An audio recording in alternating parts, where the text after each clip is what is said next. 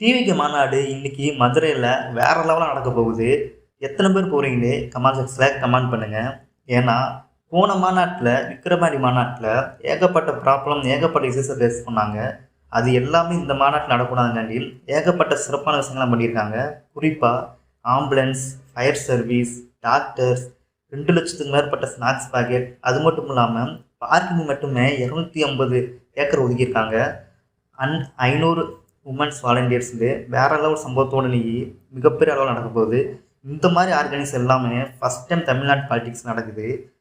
மிகப்பெரிய எதிர்பார்ப்பு இருக்குது. குறிப்பாக தளபதி என்ன பேச போகிறாரு, ஏகப்பட்ட ப்ராப்ளம் இஷ்யூஸ்லாம் தாண்டி இன்னைக்கு மதுரையில் வேற லெவல் நடக்க போகுது.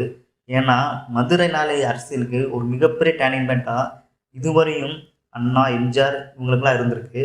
அந்த வகையில் தளபதிக்கு மிகப்பெரிய டேர்னிங் பாயிண்ட்டாக இருக்குமா?